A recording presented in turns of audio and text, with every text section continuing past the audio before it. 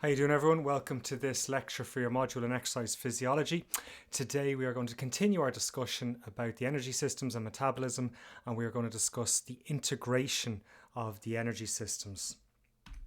We need to discuss integration of the energy systems because so far we've looked at the three energy systems individually. We've had a detailed look at the ATP PCR system, glycolysis, and oxidative phosphorylation. So hopefully you are familiar with the broad strokes of those energy systems at this stage. If you're not, please go back and check out the previous 3 or 4 lectures before this one to make sure you're up to speed.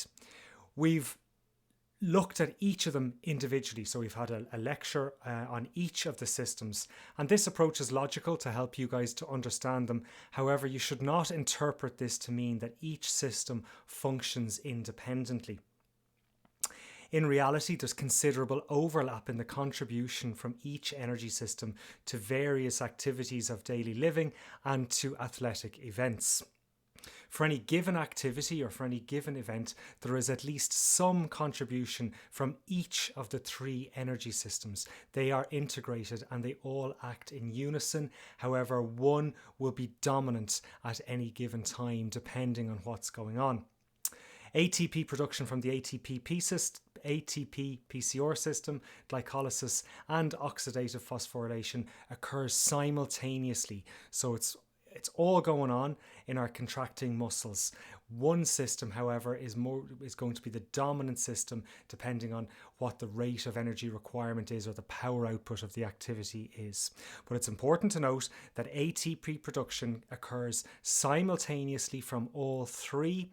Just one or two will be more dominant than another system depending on the type of activity, the duration of activity, the fitness level, the gender of the person, loads of factors at play, but basically they are not functioning independently. There is integration of the energy supply.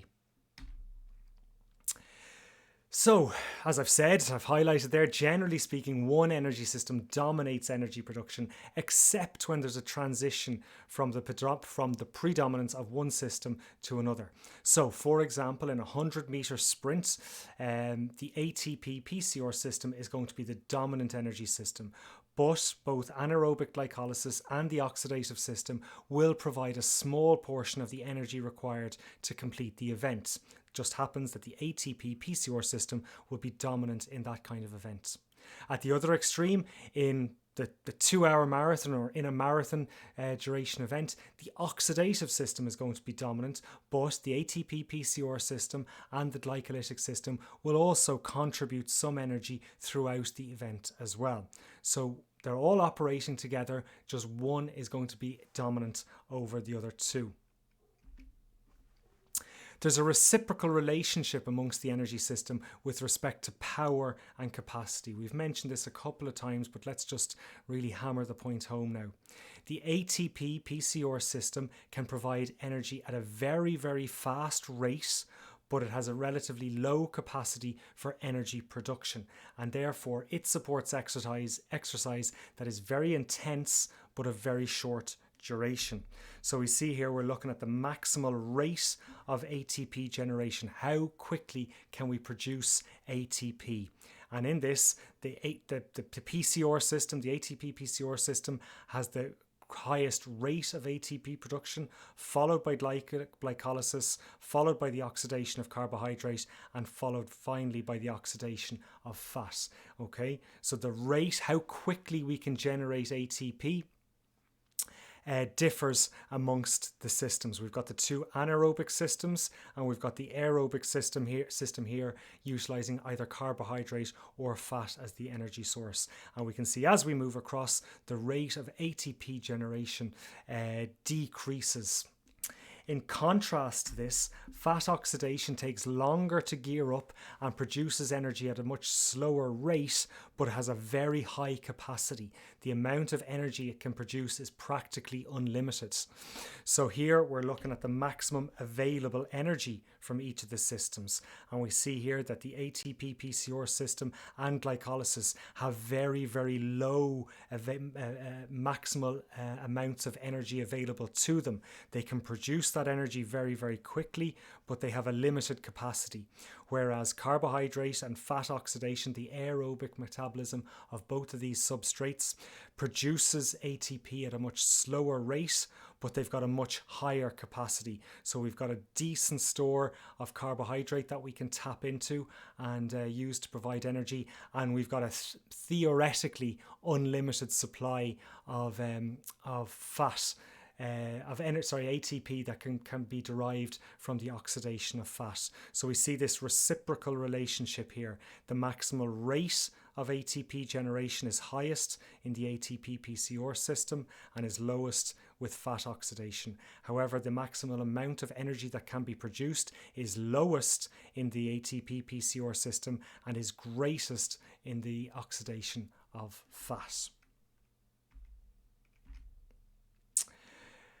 The figure that we're going to look at on the next couple of slides here provides estimations of the contribution of aerobic versus anaerobic systems to sporting events of varying durations. So we've got the contribution of aerobic and anaerobic. So we're saying here, theoretically, it'll be 100% from anaerobic sources and 0 for aerobic. So this is the combination of the ATP, PCR and glycolytic systems. And this is the oxidative phosphorylation of either carbohydrate or fat. Now, it's never exactly 0 and 100%. This is just to make it conceptually easier to understand. During very short bouts of exercise that last maybe 1 to 3 seconds, the total contribution of aerobically produced ATP is small, okay? It's negligible, almost 0, because the time required to achieve the reactions that are involved in the steps, remember the citric acid cycle and the electron transport chain require numerous steps for them to operate, and they also require glycolysis to occur first. So because there's so many steps involved, they contribute a negligible amount of energy to these very, very high intensity, short duration events. So things like weightlifting, diving, some gymnastics moves, up to maybe 200 meters, 100 meter sprints, and certain types of activities in football, basketball or baseball.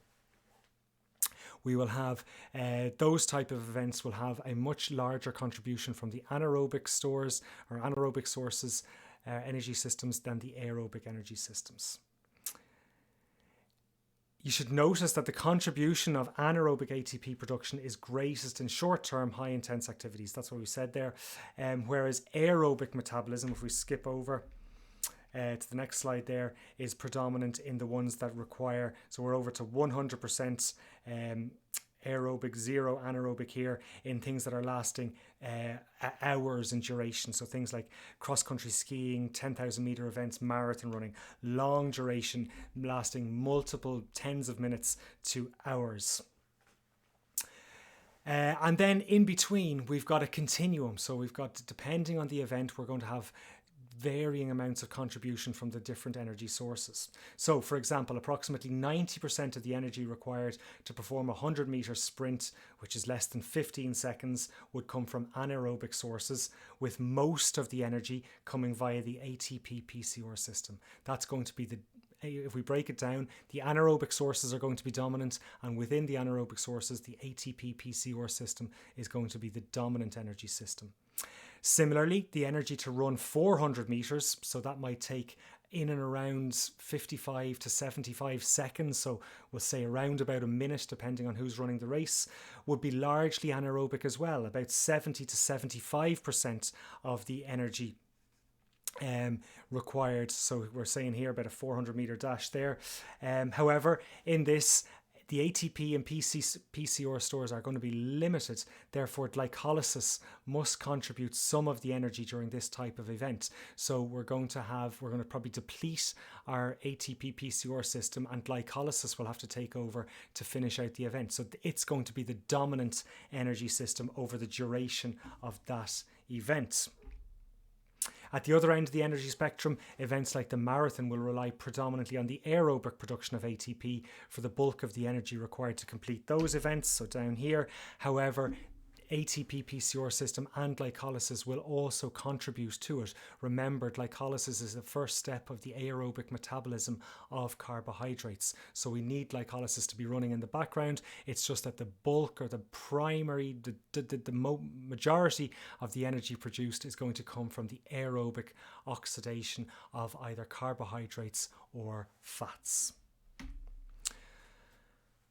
So, continuing on with our discussion about the integration of the energy systems, let's talk about steady state exercise. Steady state refers to metabolic conditions where ATP demand is supplied exclusively with ATP generated from oxidative aerobic metabolism. In this slide here, on this slide here, we see it referred to as mitochondrial respiration. So that's they're referring to oxidative metabolism there, and creatine phosphate hydrolysis is the ATP PCR system. Just different names. I remember I've said that sometimes you'll see different names on these systems. This is characterized, so steady state exercise is typically characterized by low to moderate exercise intensities. You probably won't see steady state at higher exercise intensities due to the nature of the exercise. This graph, so it illustrates the contributions from each of the systems from the beginning of an exercise bout to the onset of steady state exercise. So we can see start of exercise here, 1, 2, 3, 4 minutes until steady state has been achieved. Until steady state is achieved, there's going to be a contribution from all three energy systems. So immediately as you first start to move, the first muscular contractions are going to be require ATP, and that's going to come from the ATP PCR system. If we continue to move, glycolysis will kick into play and it will start to contribute some ATP to fuel the activity, and it'll also be firing off some pyruvate over to the Krebs cycle, which will pass off NADH and FADH to the electron transport chain, which will start to contribute to mitochondrial respiration, or the oxidative metabolism there. And as the exercise continues, remember this is at a set speed, aerobic metabolism will gradually get ramped up as those processes, all the steps in the Krebs cycle and all the steps in the electron transport chain kick into play and start operating fully. We will then start to see a steady state, meaning that the energy required is being provided by the oxidative metabolism, and this means there'll be less of a reliance on the ATP PCR system and less of a reliance on glycolysis. But glycolysis will still be contributing something to the system, or to the energy requirements. So this nicely illustrates what's happening as we start exercise until we achieve steady state. You're probably familiar with this. This is something that goes on all the time, but you mightn't have realized it. If you go for a run, if you start to exercise, for the first, 2, 3, 4 minutes of a run, you might feel pretty winded, you might feel a little bit out of breath, and you might feel, God, I'm not going to be able to do this. This is too tough. But then after a few minutes, you settle into a rhythm of running, everything settles down, and you start to feel okay. And what's happened is, initially, as you start to exercise, your ATP PCR system and your glycolytic systems are providing energy. The anaerobic systems are amped up, and the aerobic metabolism is trying to catch up. And then until it does catch up, you might feel a little winded. So sometimes it's referred to as achieving your second wind during exercise. And it generally takes about 45 to 90 seconds, or perhaps up to about 4 minutes, depending on the intensity of the exercise. Higher intensities require more time to achieve steady state, but it's also influenced by other variables such as your training status. So someone who's got a better training history, is a little bit fitter, they'll achieve or attain steady state a little bit faster than someone who is less fit. However, in the initial transition from rest to exercise, there's going to be a brief time delay before steady state can be achieved. And it's important to realize that during this time, ATP is being produced by both the ATP PCR system and glycolysis, even though the exercise intensity is low. Okay, so as we transition from rest into this low to moderate exercise intensity, initially ATP, PCR, and glycolysis are providing the energy required until aerobic metabolism gets up to speed, until it gets warmed up and is ready to operate, until we've passed passed through a few cycles of the Krebs cycle into the electron transport chain, and things are up and running. Okay, on this slide, what we're looking at is the contributions of each of the energy systems during an incremental maximal exercise test. So like a VO2 max test, a step test, which is going from relatively low exercise intensity here all the way up to maximal exercise intensity here. Throughout the range of low intensity exercise, again, ATP demand is supplied primarily from aerobic metabolism. Mitochondrial respiration of carbohydrate is represented by the red line here, and we can see that's the dominant one in the early stages. Also in the early stages there, we have fat oxidation. That's the blue line here. Mitochondrial respiration of lipids also makes a substantial contribution of ATP synthesis at lower exercise intensities. As the exercise intensity increases and approaches about 60% of VO2 max, there's going to be a decline in fat metabolism, and that's evident on the graph here. That's the crossover concept that we mentioned in our last lecture. So as we go up through the exercise intensities, eventually the contribution or the pyruvate trying to enter the Krebs cycle from glycolysis will take precedence over the free fatty acids getting into the mitochondria and entering the Krebs cycle. So there'll be a suppression of fat oxidation at higher exercise intensities. That's the crossover concept that we talked about last week. So given the increased rate of ATP demand required at higher exercise intensities, so 60, 70, 80, 90% of exercise intensity of VO2 max there, and the fact that the maximal rate of ATP generation from fat is considerably slower compared to the other substrates, we see that decreased reliance on fat metabolism. Gradually, the body begins to favour aerobic metabolism from carbohydrate. As we see here, the red line continues on up. And then eventually glycolysis will kick in as well. So glycolysis is the purple line here. So as we continue on through higher exercise intensities, we'll need that quick or high rate of energy production from glycolysis. The rate of contribution from glycolysis will steadily increase until we're at near maximum levels. And once we get up to near maximum levels as well, the ATP PCR system will join in with glycolysis and the aerobic metabolism system to help contribute that max amount of ATP that's needed. So in order to generate the ATP required to sustain exercise at very high exercise intensities, all three energy systems are activated. Despite the heightened activity of glycolysis and the ATP PCR system at maximal exercise intensities, aerobic metabolism remains elevated and still makes a significant contribution to overall ATP generation. So at the lower exercise intensities here, we've got aerobic metabolism of carbohydrate and fat are the dominant energy sources. As we get up to that mid-range there, there'll be a drop-off in the aerobic metabolism of fat, and the aerobic metabolism of carbohydrate will become the dominant energy system. And then as we get up to the really high-end exercise intensities, glycolysis and the ATP PCR system will also contribute, because the requirement for ATP is so high. In order to meet it, we need all three of them amped up. So here we've got very, very high exercise intensities that require all three systems. And on the previous slide here, as we transition from rest to low intensity exercise, we have our anaerobic systems activated for a little while until the aerobic metabolism takes place. So just to illustrate that we've got this integration at various exercise intensities, we've got all three systems operating to varying degrees depending on what's going on. So just to wrap this one up, normal functioning of our energy pathways supports daily life. Everything you do requires energy.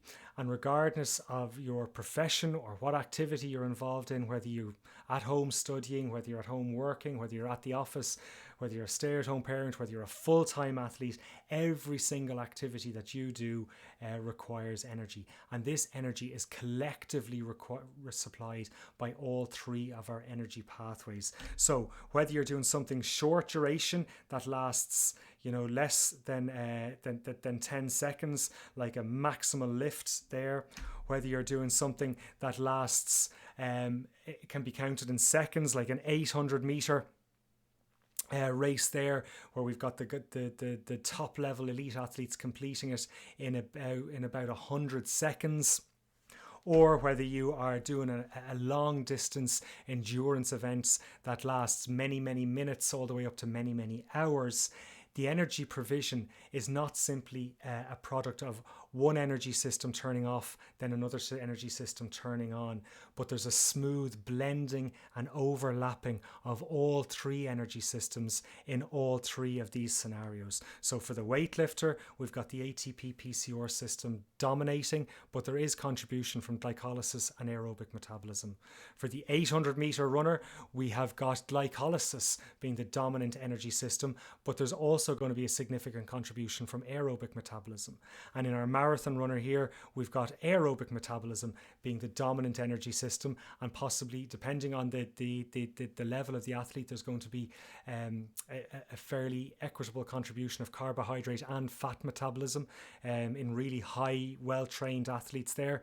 But the glycolysis and the ATP PCR system will also contribute to it as well. Okay, that's it. Thanks for your attention there. As always, if you've got any questions, please direct them to SJ or myself. If there's anything you're unsure of, make sure you go back, rewind the video, watch it again, and don't be afraid to check in on the notes from our slides as well. Okay, thanks for your attention. I'll catch you in the next video.